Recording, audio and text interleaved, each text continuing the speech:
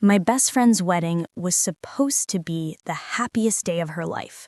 The venue was perfect, the flowers were beautiful, the guests were all smiling, and everything was going exactly according to plan.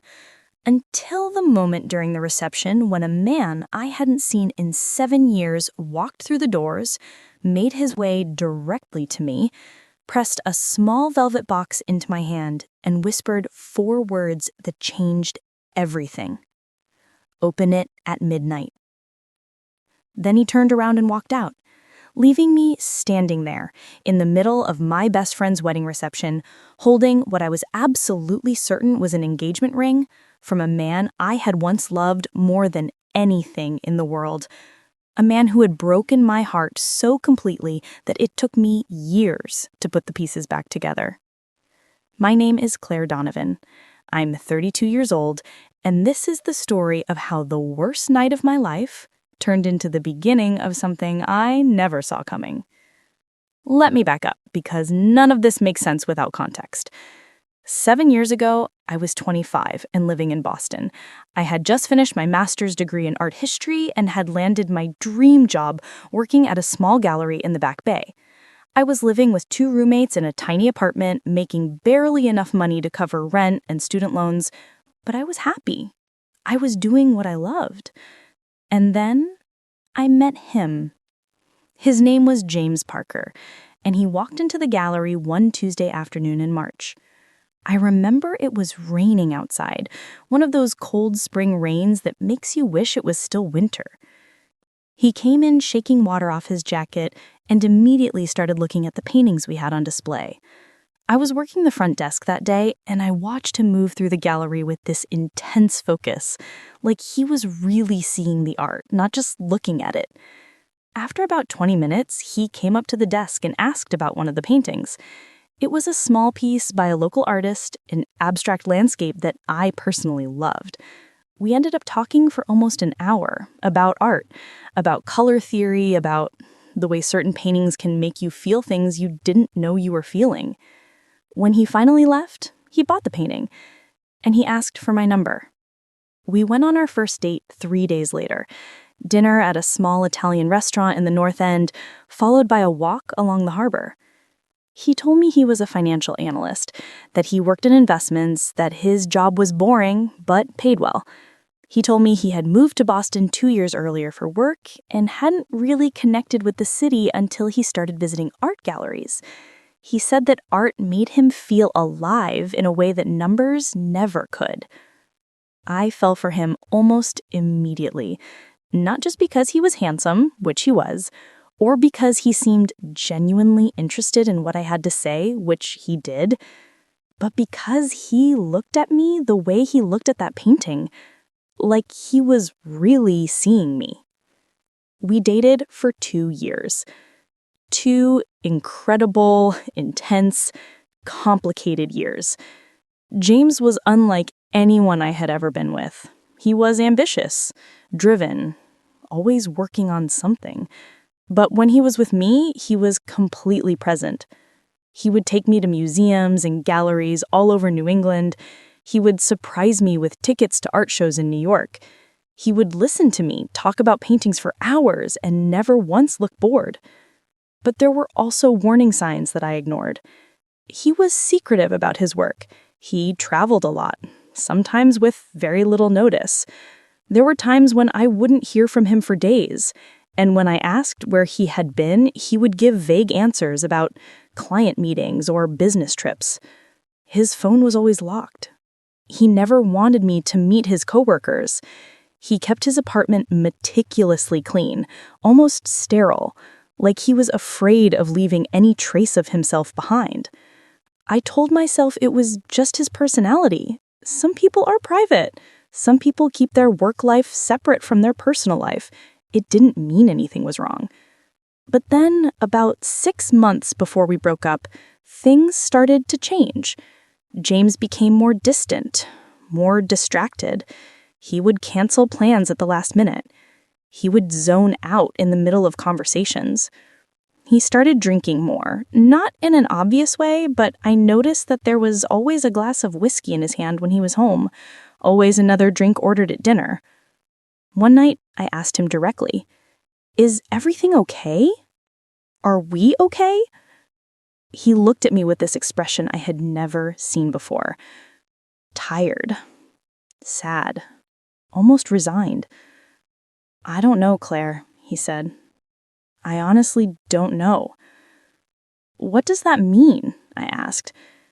"It means my life is complicated right now, and I don't know if I can give you what you need."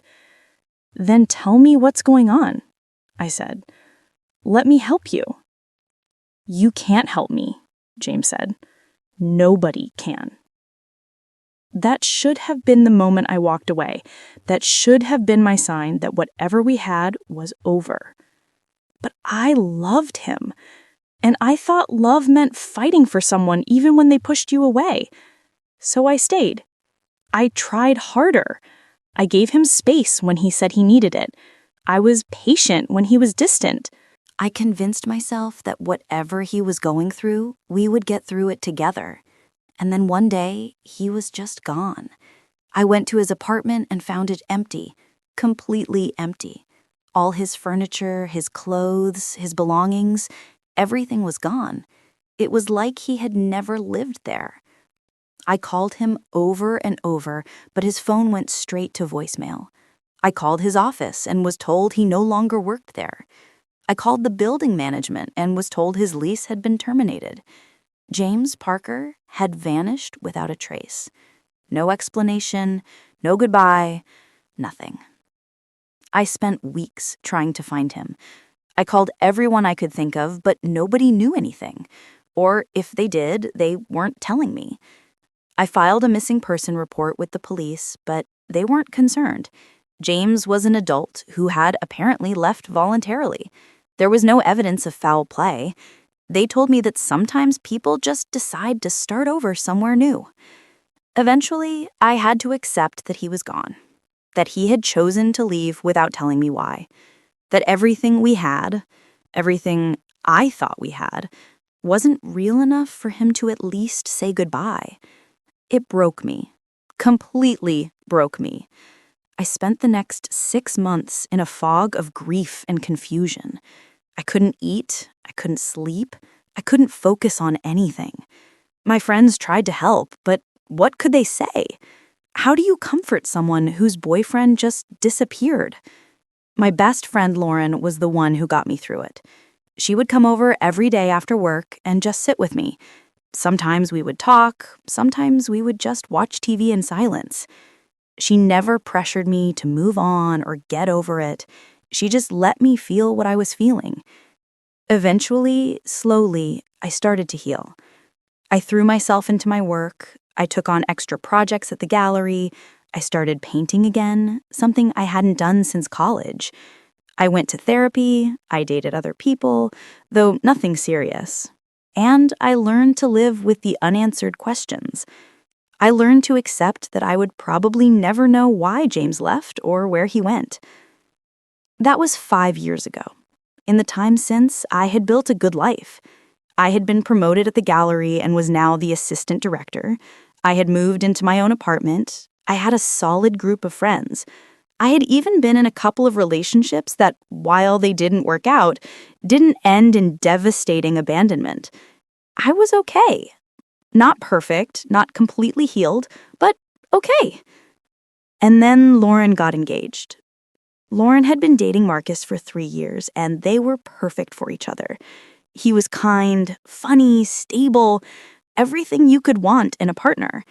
When he proposed, I was genuinely happy for her.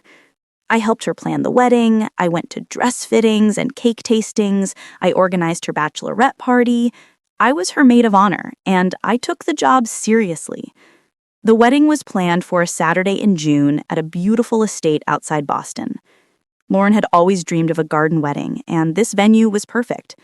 There was a gazebo for the ceremony, a large tent for the reception, and acres of gardens for photos. The week before the wedding, I was at Lauren's apartment helping her with last-minute details when she got a phone call. She talked for a few minutes, then hung up looking upset. "What's wrong?" I asked. "That was the venue coordinator," Lauren said. Apparently, there's been some issue with the guest list. Someone RSVP'd who wasn't on our original list. Who? I asked. She said the name was James Parker, Lauren said. Do we know a James Parker? I felt like all the air had been sucked out of the room. My James Parker? I asked. I don't know, Lauren said. Why would he RSVP to my wedding? He wouldn't, I said. There's no way. Maybe it's a different James Parker. Maybe, Lauren agreed, but I'll call the coordinator back and have them remove whoever it is from the list.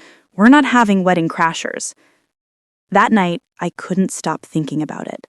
It had to be a coincidence. James had no connection to Lauren or Marcus. There was no reason he would even know about their wedding, let alone RSVP. But the next morning, I did something I hadn't done in years. I looked him up online. I had searched for James obsessively in the months after he disappeared, but I had found nothing. No social media accounts, no professional profiles, nothing. It was like he didn't exist. This time, I tried a different approach. Instead of searching for James Parker, I searched for his old company, the investment firm he had worked for. And that's when I found something that made my blood run cold. The company, Ashford Investments, had been shut down 5 years ago. Not dissolved or closed, but shut down by federal authorities. And the reason? The company had been a front for money laundering. Several executives had been arrested and charged with multiple crimes, including fraud, embezzlement, and racketeering. I dug deeper and found news articles about the case, and buried in one of the articles, in a list of people who had cooperated with the investigation in exchange for immunity, was a name: James Parker. I read that line over and over, trying to make sense of it. James had been involved in money laundering. James had cooperated with the feds. James had testified against his employers and then, presumably, disappeared into some kind of witness protection. That's why he left. That's why he couldn't say goodbye. That's why he vanished without a trace. He wasn't running away from me. He was running away from criminals who would have killed him for testifying. I sat there with my laptop, feeling a strange mix of emotions. Relief that there had been a reason, that he hadn't just abandoned me for no reason. Anger that he couldn't have told me the truth. Sadness for all the time I had spent thinking I hadn't been enough for him. And underneath all, a small, persistent question. If James had been in witness protection for 5 years, why would he RSVP to Lauren's wedding now? The wedding day arrived, and I pushed all thoughts of James out of my mind. This was Lauren's day. I wasn't going to let a ghost from my past ruin it for her. The ceremony was beautiful. Lauren looked stunning. Marcus cried when he saw her walking down the aisle. They said their vows in front of 150 guests, and there wasn't a dry eye in the crowd. At the reception, I gave my maid of honor speech. I told stories about Lauren and me growing up together. I made jokes that made people laugh. I toasted to her happiness and Marcus's future. And the whole time, I kept glancing at the entrance, half expecting to see James walk through the doors. But he didn't. The reception continued. Dinner was served. The first dance happened. People mingled and laughed and celebrated. I started to relax. It had been a false alarm. James wasn't coming. And then, around 8:30 p.m., as I was talking to some of Lauren's relatives near the bar, I saw him, James, walking through the entrance to the tent. He was wearing a dark suit and looking around the room like he was searching for someone, and when his eyes found mine, he started walking directly toward me. My heart was pounding so hard, I thought I might pass out. 7 years. 7 years since I had seen him, and here he was, crashing my best friend's wedding. He reached me and just stood there for a moment, looking at me with an expression I couldn't read. "Claire," he said quietly. "What are you doing here?" I whispered harshly. "I need to talk to you," James said. "Now is not the time," I hissed. "This is my best friend's wedding. You can't just show up here." "I know," James said. "I'm sorry, but I need you to trust me." He reached into his jacket pocket and pulled out a small velvet box.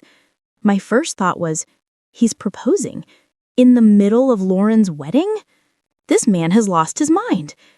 But James didn't open the box. He just pressed it into my hand. "Open it at midnight," he said, "not before." Midnight exactly. "James, what is this?" I asked. "I can't explain right now," he said, glancing around nervously, "but I need you to promise me you'll do what I'm asking. Open it at midnight. Alone. Don't show anyone else. Promise me, Claire." "I don't understand," I said. "Promise me," James repeated urgently. "I promise," I heard myself say. James nodded, looked at me one more time with that same unreadable expression, and then turned and walked out of the tent. The whole interaction had lasted maybe 2 minutes. I stood there, clutching the velvet box, trying to process what had just happened. "What's in your hand?" a voice said behind me. I turned and saw Lauren's cousin, Emily, looking at me curiously. "Nothing," I said quickly, shoving the box into my clutch. "Just something I needed to hold on to." The rest of the reception passed in a blur. I went through the motions. I danced, I socialized. I helped Lauren with her dress when she needed to use the bathroom.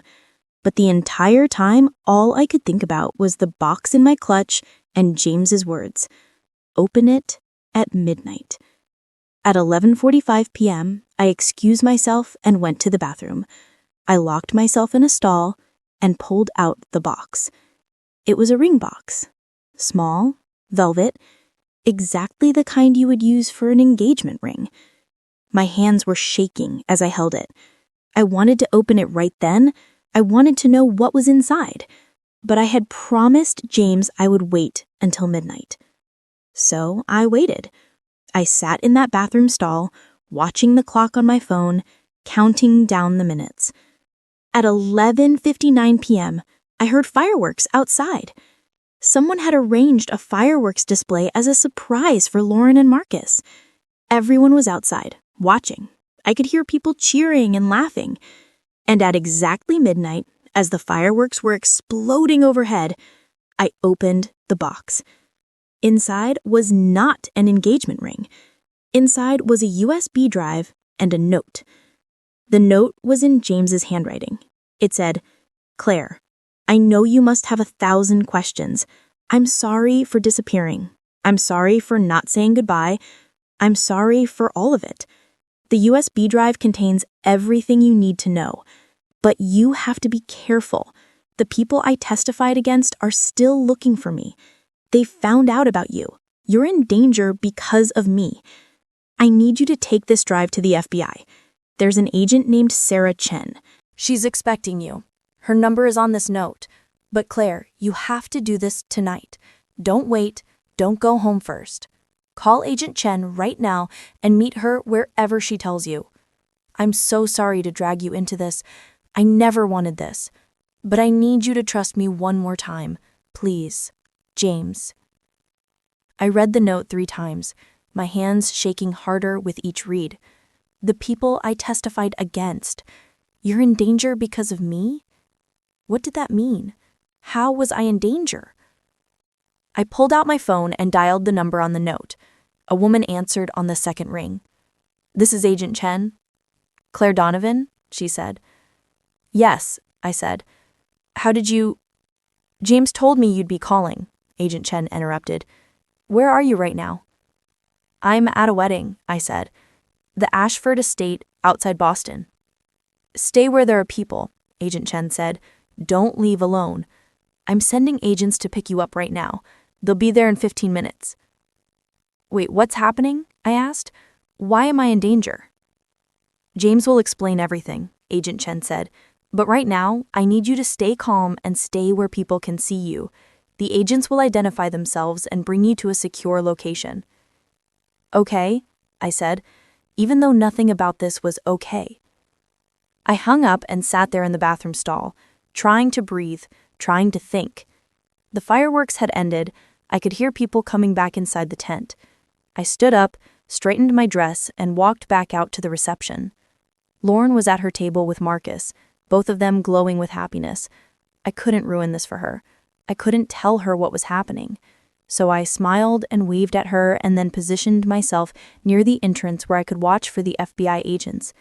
They arrived exactly 15 minutes later. 2 agents, a man and a woman, both in suits. They showed me their badges and quietly asked me to come with them.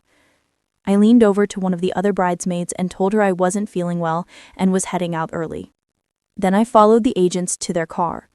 They drove me to an FBI field office in downtown Boston. I was taken to a conference room where Agent Chen was waiting. She was a woman in her mid-40s with short, dark hair and a no-nonsense expression. "Miss Donovan," she said, shaking my hand, "thank you for coming. I'm sorry we had to pull you away from your friend's wedding." "Can someone please tell me what's going on?" I asked. "Why am I here? Why did James say I'm in danger?" Agent Chen gestured for me to sit down. "Did you open the box James gave you?" she asked. "Yes," I said, pulling out the USB drive. "He said to give this to you." Agent Chen took the drive and plugged it into a laptop. She pulled up several files and started reading. While she did, the other 2 agents stood by the door, watching like they were guarding something. After a few minutes, Agent Chen looked up at me. "Ms. Donovan, what do you know about James Parker's past?" "I know he worked for a company that was shut down for money laundering," I said. "I know he testified against them and then disappeared. I assume he went into witness protection." "That's correct," Agent Chen said. "What you don't know is that 3 weeks ago there was a security breach. Someone leaked information about protected witnesses, including James. The people he testified against, some of whom are now out of prison, have been actively looking for him. 2 days ago, they found him." "Is he okay?" I asked, my heart racing.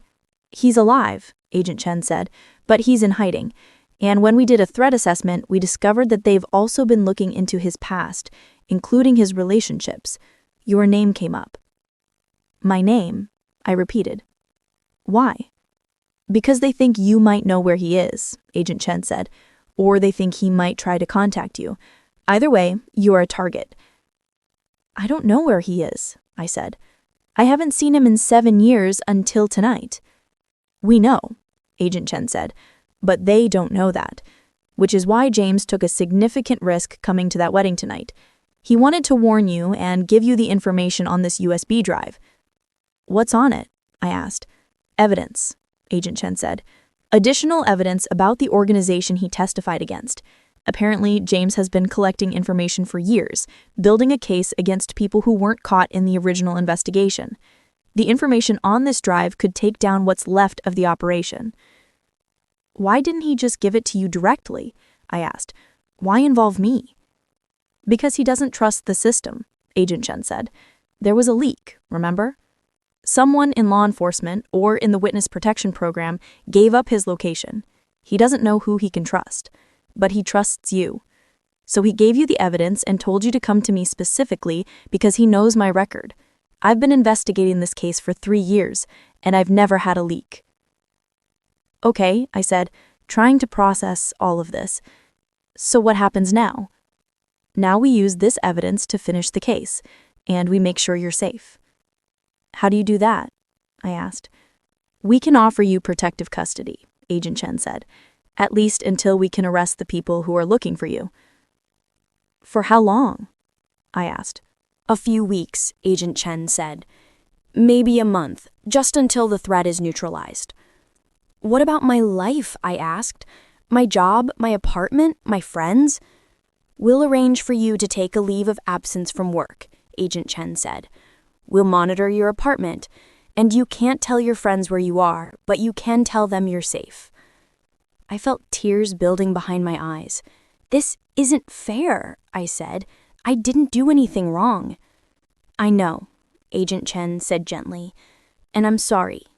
But James put you in this position because he knew you were the only person he could trust to do the right thing. And the right thing is keeping you safe while we build our case." I didn't have a choice. I agreed to protective custody. The agents drove me to a safe house in a suburb I didn't recognize. It was a small, plain house with basic furniture and no personal touches. They told me I would be staying there until further notice. Someone would bring me meals. I would have limited phone access. I couldn't leave without an escort. And just like that, my life was on hold because of a man I hadn't seen in 7 years. The first few days were the hardest. I was alone with nothing to do except think. I thought about James and why he had come back into my life.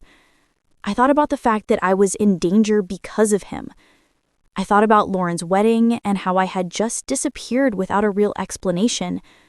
But I also thought about the look on James's face when he handed me that box, the urgency in his voice, the way he said, "Promise me, Claire." He had trusted me. After everything, after leaving without a word, after being gone for 7 years, he had trusted me to do the right thing. On the third day, Agent Chen brought me a laptop so I could at least stay connected to some version of the outside world. I wasn't allowed to tell anyone where I was, but I could send emails saying I was safe.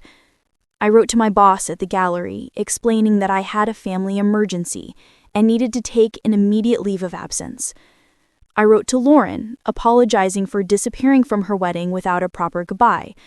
I couldn't tell her the truth, not yet, so I kept it vague. Just said I had gotten some unexpected news and had to leave town urgently. She responded within an hour, worried and confused. She said the wedding had been perfect, but that she was concerned about me. She said Marcus had noticed me leaving with those 2 people in suits and wanted to know if I was in some kind of trouble. I assured her I was fine, that everything would be explained soon, and that I missed her.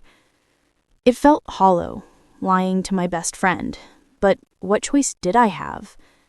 The safe house had 3 bedrooms, a small kitchen, and a living room with a TV that only got basic channels. There were no personal items anywhere, no photos or decorations, nothing that would indicate who had stayed there before me or who might stay there after me. It felt temporary and permanent at the same time, like a hotel room you could never check out of. The agent assigned to watch me was a quiet man in his 50s named Agent Martinez. He stayed in the house with me, sleeping in one of the other bedrooms, and his job was essentially to make sure I didn't leave and that nobody found me. He wasn't much of a talker, which I appreciated at first, but by the 4th day, the silence was driving me crazy. We were eating dinner, takeout Chinese food that another agent had dropped off, when I finally broke. "Can I ask you something?" I said. Agent Martinez looked up from his lo mein. "Sure." "How often does this happen? People like me, regular people who just get dragged into something because of someone they used to know." "More often than you'd think," Agent Martinez said. "We live in a complicated world. People have secrets. Sometimes those secrets catch up with them, and sometimes they catch up with the people around them." "Have you ever had someone not make it?" I asked. "Someone who was supposed to be protected but wasn't?" Agent Martinez was quiet for a moment. "Yes," he said finally, "twice in my career. Both times, it was because the person didn't follow protocol. They tried to contact someone from their old life, or they left the safe house without permission, or they posted something on social media. They thought they were being careful, but in this work, careful isn't enough. You have to be perfect." "That's comforting," I said sarcastically. "I'm not trying to scare you," Agent Martinez said. "I'm trying to make sure you understand why we have these rules. The people looking for you, they're professionals. They're good at what they do. But so are we. And as long as you stay here and follow the rules, you'll be fine." That night, I lay in bed thinking about what Agent Martinez had said. The people looking for me were professionals. I had never really processed what that meant. These weren't just criminals. They were organized, well-funded, and very motivated to keep James from testifying further, and by extension, to keep me from helping him. I thought about the USB drive I had given to Agent Chen. What was on it that was so important? James had said it was evidence, additional information about the organization, but specifically what? I realized I had risked my safety, my entire life, for evidence I hadn't even looked at. The next morning, Agent Chen visited again. She came alone this time and sat with me in the living room while Agent Martinez made coffee in the kitchen. "How are you holding up?" she asked. "I'm okay," I said. "Just going a little crazy being stuck here." "I understand," Agent Chen said. "But I have some updates that might help. We've been working around the clock with the information James provided." "What was on that drive?" I asked. "Everything," Agent Chen said. "Financial records, communications, names, dates, locations. James has been documenting the organization's activities for years. He kept meticulous records of everything he saw and heard, even after he entered witness protection." "Why would he do that?" I asked. "Why risk his safety to collect more evidence?" "Because the original case only caught some of the people involved," Agent Chen said. "The executives, the obvious players. But the real power, the people who actually run the organization, they weren't touched. They're too insulated, too protected. James wanted to finish what he started. He wanted to take down the whole operation." "That sounds dangerous," I said. "It was," Agent Chen agreed, "and it still is. But with this evidence, we can finally build cases against the people at the top, people who thought they were untouchable." "And James just gave this to you?" I asked. "Through me?" "He gave it to you," Agent Chen corrected, "because he knew if he tried to contact us directly, it might be intercepted. There are people inside law enforcement who are connected to this organization. Not many, but enough to be a problem. So he used you as a secure channel, someone they wouldn't be watching." I felt a chill run down my spine. "So by giving me that box, James put me directly in the crosshairs?" "Yes," Agent Chen said, "but he also gave you protection. The moment you came to us, the moment you handed over that drive, you became a federal witness. That means we have a legal obligation to protect you. And more than that, you became part of finishing this case. Without your help, without your willingness to risk yourself, we couldn't do this." "I didn't really have a choice," I said. "I think you did," Agent Chen said. "You could have opened that box, seen the drive, and thrown it away. You could have decided that James had already taken enough from you, and that you didn't owe him anything. But you didn't. You came to us. You trusted the system, even though the system failed James before. That takes courage." I didn't feel courageous. I felt scared and trapped and angry, but I didn't say that. Over the next week, I fell into a routine. I would wake up, eat breakfast, try to read books that Agent Martinez brought me, watch TV, eat lunch, take a walk around the backyard with Agent Martinez watching from the porch, eat dinner, and go to bed. It was monotonous and suffocating, and every day felt like a month. On the 10th day, something changed. Agent Chen arrived in the morning with another agent I hadn't met before, a young woman named Agent Torres. They both looked serious. "We need to talk to you about something," Agent Chen said. "What's wrong?" I asked, my heart starting to race. "Nothing's wrong," Agent Chen said quickly, "but we need your help with something. We've been analyzing the evidence on the drive James gave you, and there are some files that are encrypted. We've been trying to crack them, but so far no luck. James must have used a password or a key that we don't have." "Okay," I said. "What does that have to do with me?" "We think you might know the password," Agent Torres said. "We've tried everything we can think of, all the standard combinations, but nothing works. Sometimes people use passwords that are personal, that mean something to them.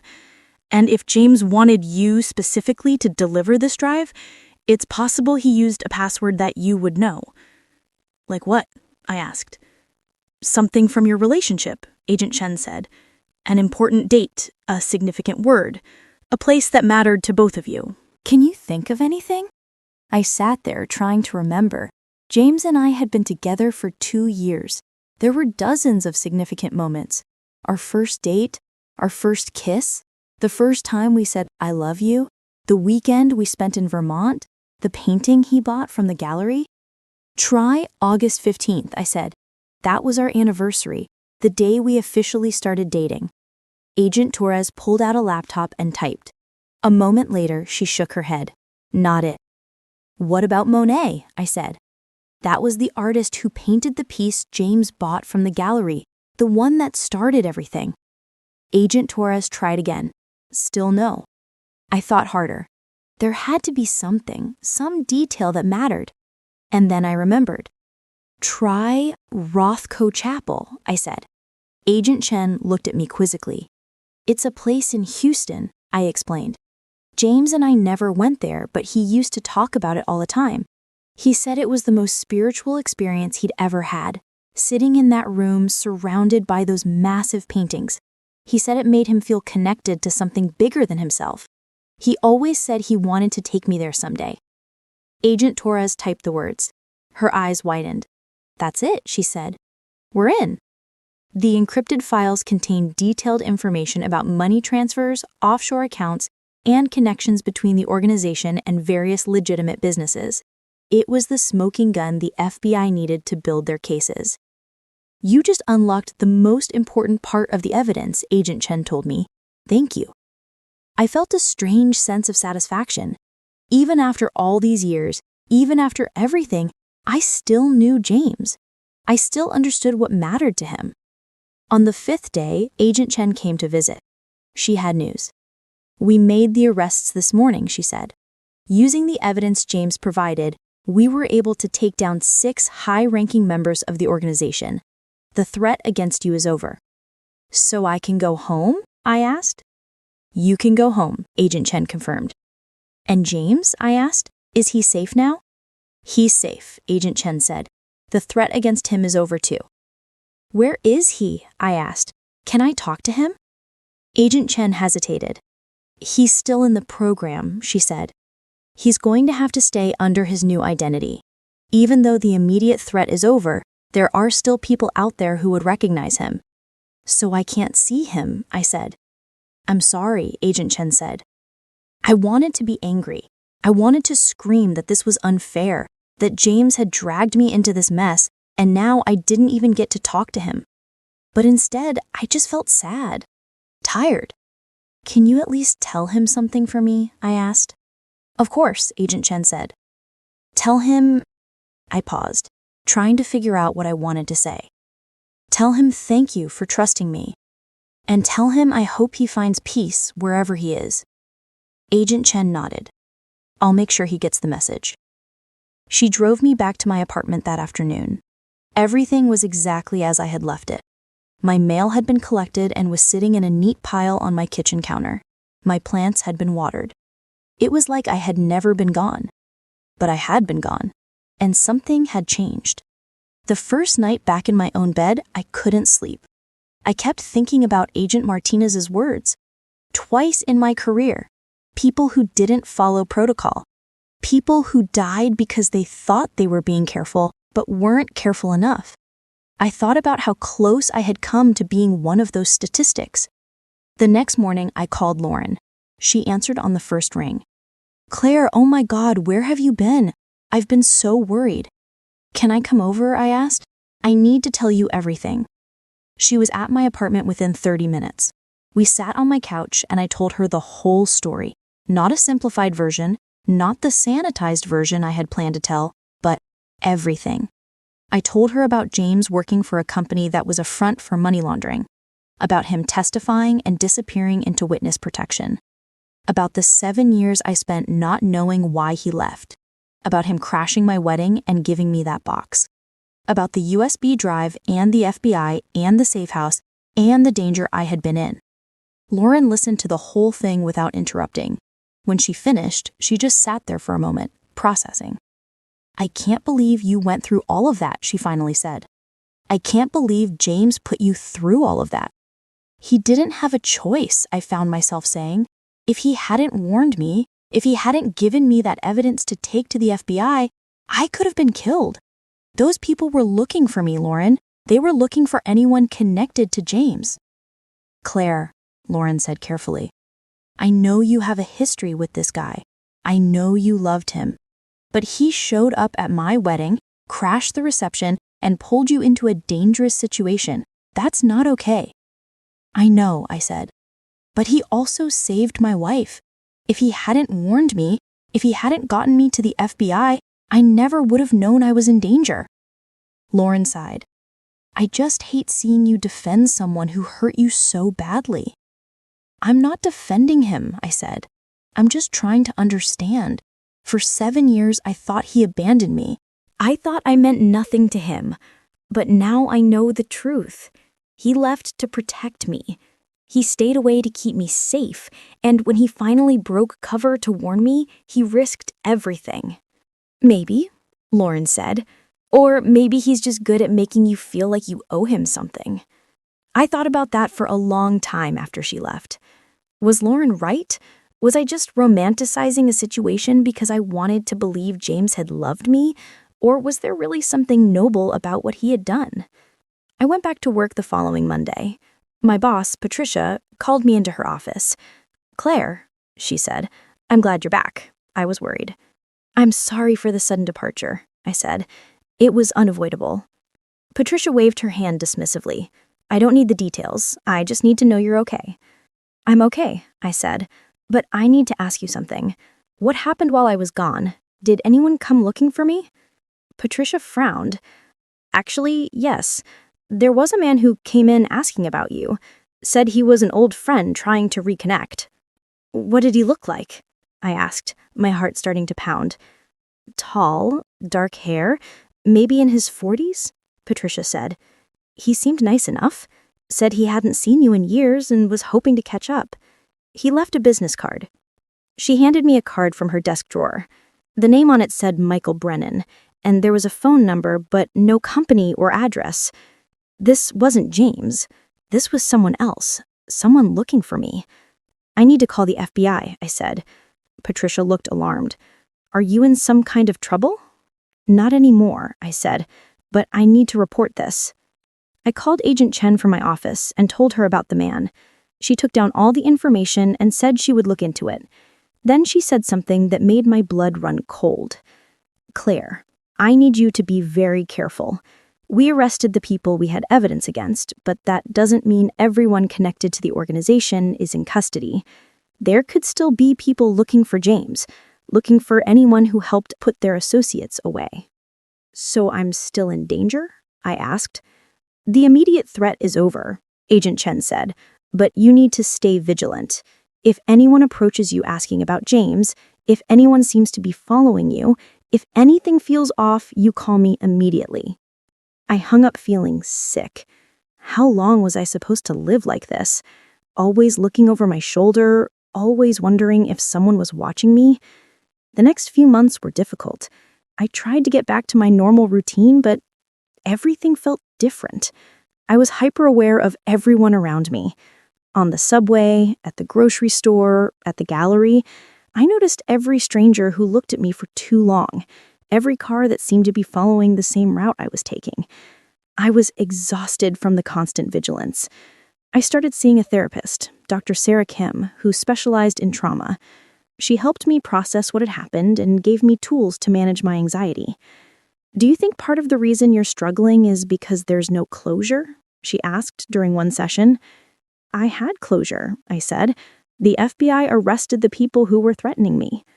"That's not the kind of closure I mean," Dr. Kim said. "I mean closure with James. You've been through this entire ordeal, put your life at risk, helped take down a criminal organization, and you haven't even gotten to talk to the person who set all of this in motion." "I guess not," I admitted. "And I think that's what you're really struggling with," Dr. Kim said. "Not the danger, not the fear, but the fact that James came back into your life for just long enough to turn everything upside down and then disappeared again without giving you any answers." She was right. I was angry at James for involving me, but I was also grateful that he had warned me. I was sad that he was gone, but I was also relieved that I was safe. I was confused about my feelings for him. Did I still love him? Had I ever really known him?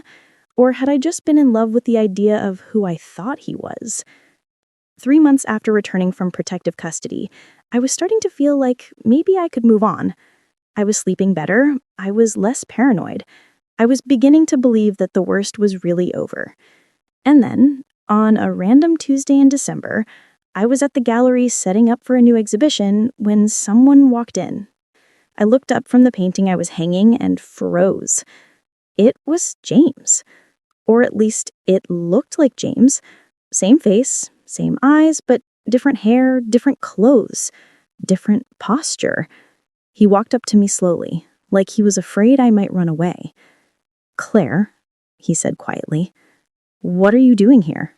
I asked, looking around to make sure we were alone. "I thought you were in witness protection." "I was," James said. "I am. But the program agreed to let me come back for one day. One day to tie up loose ends. One day to say the things I should have said 7 years ago." "I don't understand," I said. James took a deep breath. "When I gave you that box at Lauren's wedding, when I asked you to trust me, you did. You took the drive to the FBI. You went into protective custody. You helped them finish the case." You saved lives, Claire, including mine. I just did what you asked, I said. "I know," James said, "and that means everything to me. For 7 years, I've been living with the guilt of leaving you, of not being able to explain, of not being able to say goodbye. And when I had the chance to reach out, when I could have just mailed the drive to the FBI myself, I chose to involve you, because I needed to see you. I needed to know you were okay." "I am okay," I said. "Are you?" James smiled, a sad, tired smile. "I'm getting there," he said, "but I needed to come back one more time to tell you something." "What?" I asked. "I'm sorry," James said, "for all of it. For leaving, for putting you in danger, for not being brave enough to tell you the truth when I had the chance. And I'm sorry that I wasted 2 years of your life being with someone who couldn't give you what you deserved." "You didn't waste my time," I said quietly. "Those 2 years, they were real. What we had was real." "I know," James said, "and that's why I needed to come back. Because I need you to know that I loved you. I loved you then, and I never stopped. Even when I had to leave, even when I had to become someone else, you were the one real thing in my life." Tears were streaming down my face now. "Why are you telling me this?" I asked. "Because you deserve to know," James said. "And because I'm leaving again. Tomorrow. And this time, it's permanent. I won't be able to come back. The program is relocating me somewhere far away, somewhere I can finally build a real life. And I need to let you go." "Let me go?" I repeated. "You let me go 7 years ago." "I know," James said, "but this time, I'm doing it right. This time, I'm saying goodbye." We stood there in the empty gallery, 2 people who had loved each other in another life. I wanted to be angry. I wanted to yell at him for showing up again, for making me feel things I had worked so hard to stop feeling. But I couldn't. Because I understood now. James hadn't left because he didn't love me. He left because he did. He left to keep me safe from the life he was running from. "Before you go," I said, "there's something I need to know." "Anything," James said. "That night at the wedding, when you gave me the box, why did you choose that moment? Why crash Lauren's wedding?" James looked at me with an expression I finally recognized. Regret. "Because I knew it might be the last time I ever saw you," he said, "and I couldn't just disappear again without at least trying to protect you, even if it meant risking everything to do it." I nodded, unable to speak.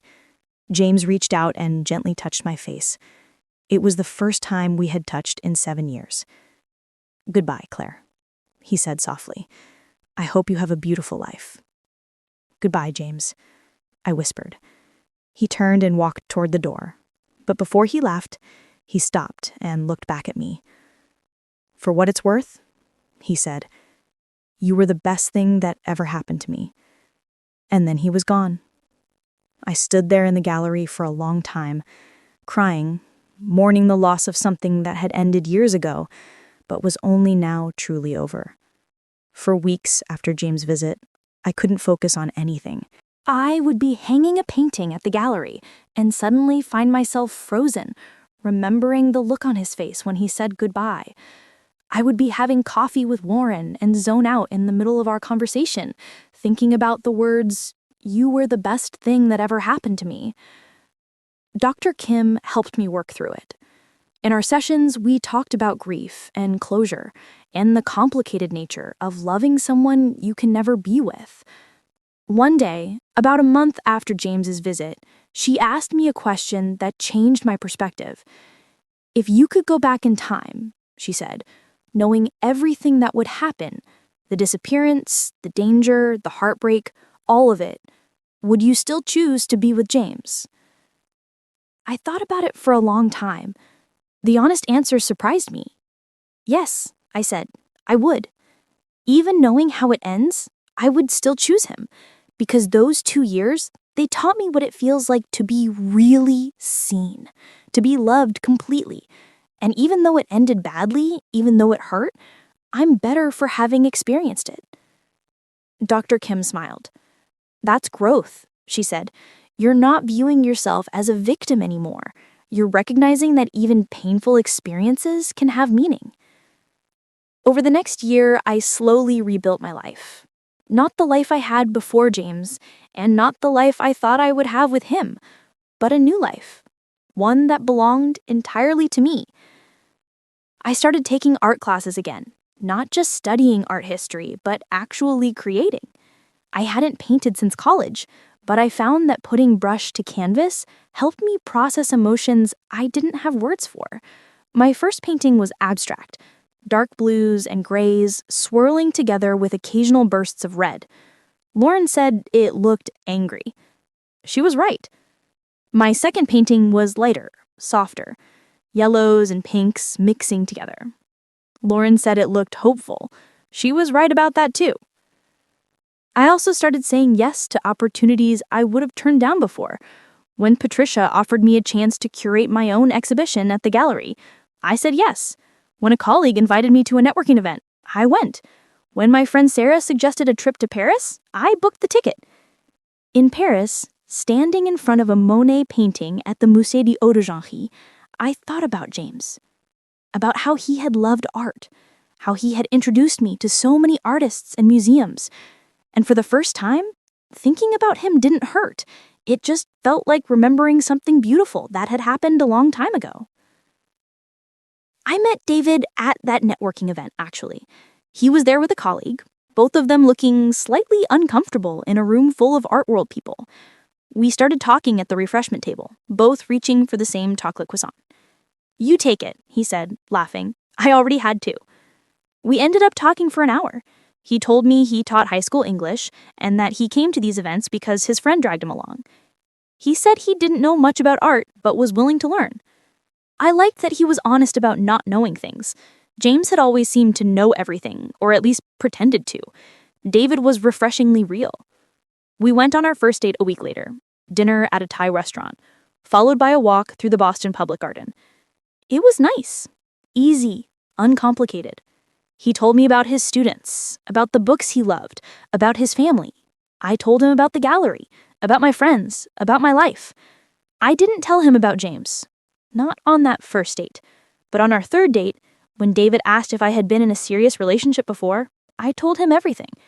About James appearing and disappearing, about the witness protection and the danger, about the final goodbye. I expected him to be scared off. I expected him to think I had too much baggage. But David just listened. And when I finished, he said, "That sounds really hard. I'm sorry you went through that." That was it. No judgment, no pity, just empathy. And that's when I knew David was different. That David was someone I could trust. That was 2 years ago. I never saw James again.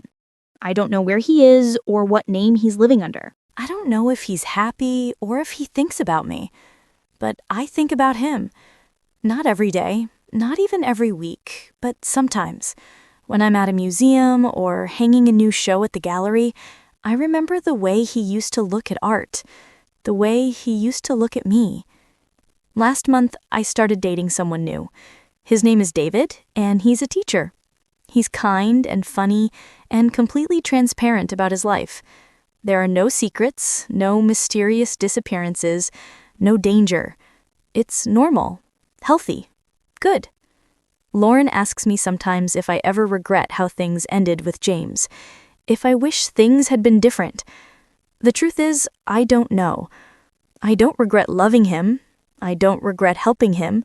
But I do regret that we never got a real chance, that our story ended with goodbyes instead of beginnings. The velvet box that James gave me that night at Lauren's wedding is still in my apartment.